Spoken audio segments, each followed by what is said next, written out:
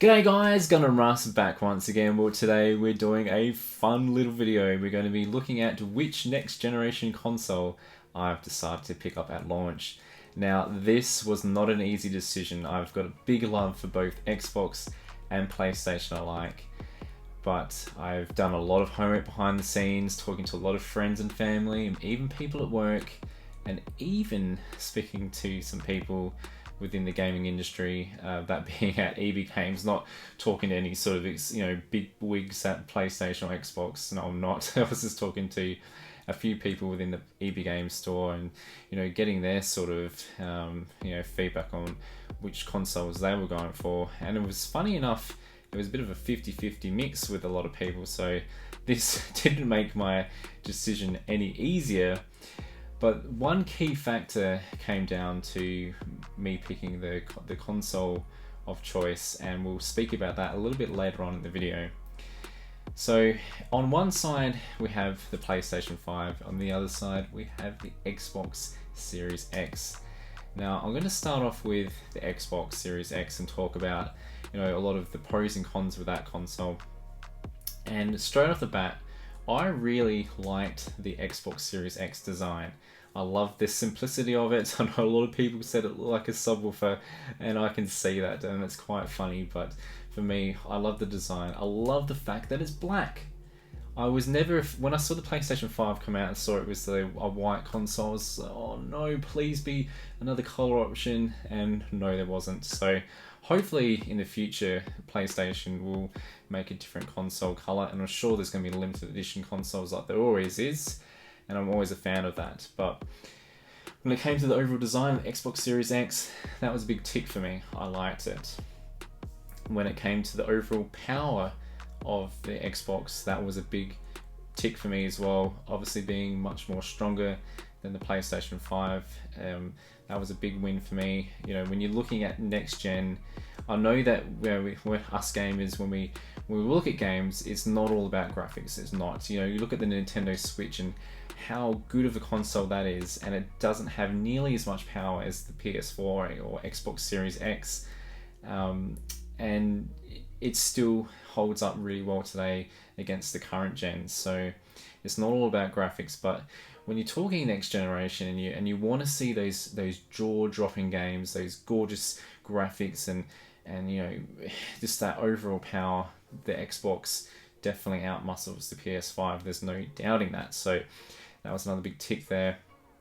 But then it always comes down to games, doesn't it? And there's quite a number of good games coming out for the Xbox Series X, which I am looking forward to. You have the likes of the new Fable coming out.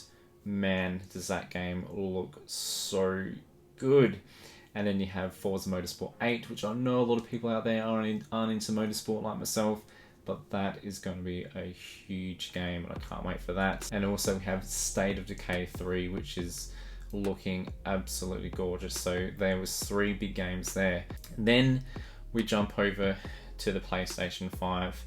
Now, visually, with the console itself, like I said, I would have loved to have seen this in black. I just love the sleek look of black, but unfortunately it's only in white, which I can let that pass. It's not the biggest thing. But PlayStation are giving us 2 options at launch. There's the physical version, which obviously will allow you to play games, and it will be backwards compatible, and you also have the digital version. Now, I know that the digital gaming era is only around the corner, and this will probably be the last generation of physical disc media consoles. That's just my prediction. Throwing that out there. If you are the same as me, let me know in the comment section below. I'd love to hear. But when it came to the digital version, wasn't keen on that one, so I was mainly looking at the physical version. And I hate the fact that, unfortunately, with the disc version, instead of having this beautiful sleek design like the digital version, you have like this growth, like this horrible growth or baby bump on the side that just takes away from the overall sleekness of the console. But then when it came to the games of the PS5, this was a big tick for the PlayStation. You know, we have things like the new Ratchet and Clank game. Cannot wait to play that. I've been a big fan of the Ratchet and Clank series way back since PS2. We have the new Spider-Man game coming out. Absolutely loving the Spider-Man that came out on PS4. That was so fun. Can't wait to see where the story kind of continues and where it, you know, deviates. And then we have a new Horizon game coming out, which I cannot wait to see where Aloy takes us on her next adventure. Can't wait to see the new enemies and a new story that unfolds. And we also have Gran Turismo going back to its roots, and we're going to have that beautiful GT mode. Oh yeah, cannot wait for that. When it came to the overall games, I think I had to give it to PlayStation 5. Had to give the PlayStation 5 the biggest tick of all, and being the winner out of two of both the consoles. And my main decider with that being the fact that when I looked at all my games, I only have a very small section, or collection I should say, of Xbox One games, and they've got about 20.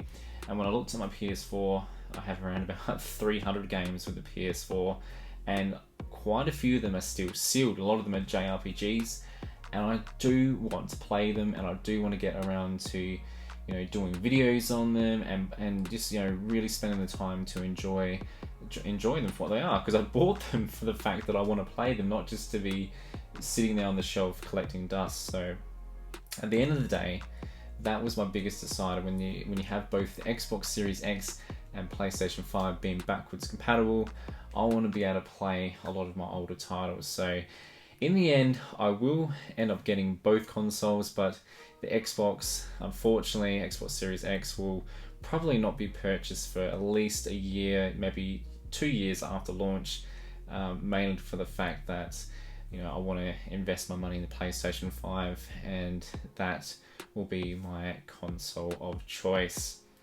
Well guys, I hope you enjoyed this little fun video. I just wanted to, you know, get this off my chest. I wanted to, you know, share with you what my next gen console pickup is going to be. And I would love to hear below what next gen console you're picking up, or if you're not picking up the next gen console at launch, I'd love to know your reasons why as well.